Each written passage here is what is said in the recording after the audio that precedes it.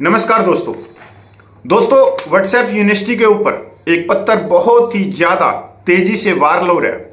आप लोगों के पास में ही पूछा होगा। इस पत्र में एक बहुत ही सम्मानित कर्नल साहब ने 5 मांगे उठाई हैं और 5 मांगे जीनियस के साथ दमदार भी हैं।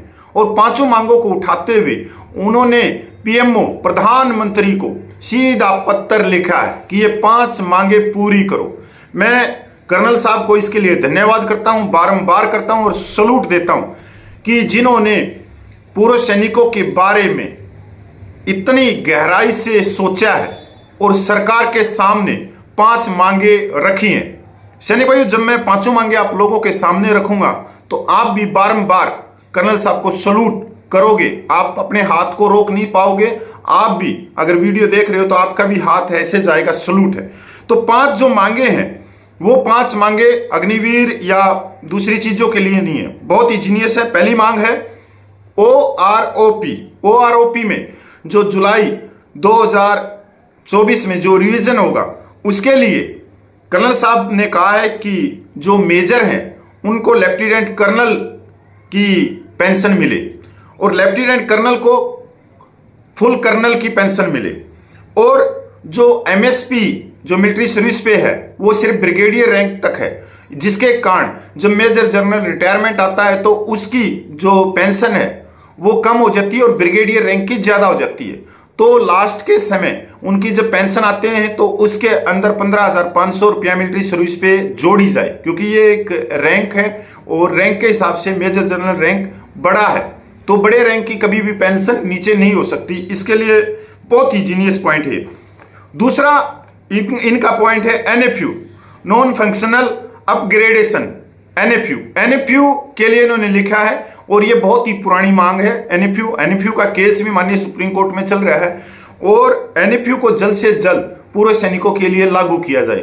ये भी बहुत ही जीनियस पॉइंट है, क्योंकि देखो NFU है जो सिविल में सभी को मिल रही है। IPS IAS पैरामिलिट्री के जितने भी अर्धसैनिक बल हैं, जो भी हैं, चाहे वो BSF है, CRP है या जो भी अदर हैं, उनको सबको NFU मिल रहा है। पर हमारे भारतीय सेना में ये नहीं मिल रहा अभी तक, तो इसके ऊपर भी।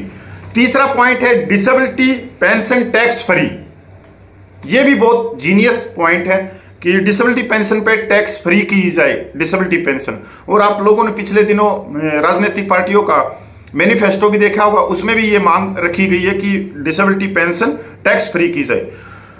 चौथी मांग बहुत ही जबरदस्त है, पूर्व सैनिक आयोग, एक्स सर्विसमैन कमीशन बनाना।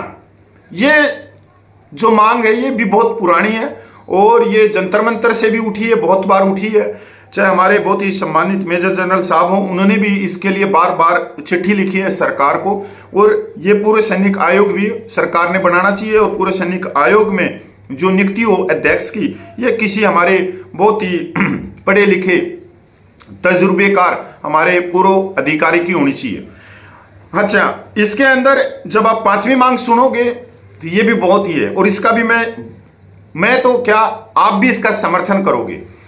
रिटायरमेंट होते ही जैसे जो भी हमारे सेना के अधिकारी होते हैं बहुत ज्यादा पढ़े लिखे भी होते हैं और उनका तजुर्बा भी होता है, मतलब एक एडमिनिस्ट्रेशन से लेके वो हर कार्य में निपुण है। चाहे उनको फॉरेन में भेजा जाए, कहीं भी भेजा जाए, तब भी वो बहुत ही सुलझे हुए अपने उन चीजों को आगे रखते हैं।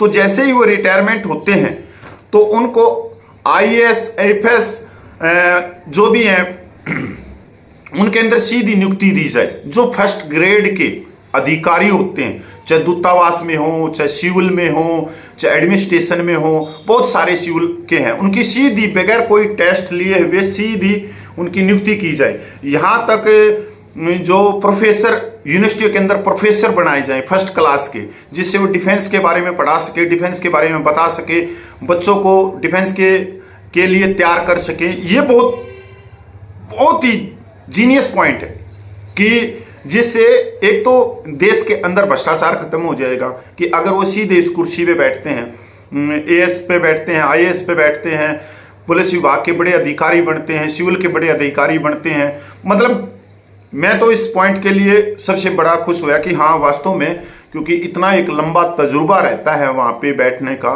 तो इससे भ्रष्टाचार कम होगा। आप भी बताना कमेंट करके क्या इससे, क्योंकि बहुत सारे व्हाट्सएप ग्रुपों में भी लिखते नहीं इससे भ्रष्टाचार और बढ़ जाएगा। मेरे को ये बात समझ में नहीं आई क्यों बढ़ जाएगा, तो कमेंट करके बताना क्या वास्तव में नियुक्ति होनी चाहिए जो सिविल के अंदर, दूतावासों के अंदर, मतलब बहुत सारे यूनिवर्सिटी के अंदर प्रोफेसर और सीधे डायरेक्ट वहीं पर, और जिनकी उम्र भी इस लेटर में बताई गई है कम से कम इनको 67 साल तक इनकी अंदर जो ज्ञान है उस ज्ञान को समाज के अंदर बांटना चाहिए। मतलब 67 साल की उम्र तक कहीं भी सिविल डिपार्टमेंट में, और इनको बना के और उस कुर्सी पे बिठाना चाहिए, और इससे अच्छा संदेश जाएगा।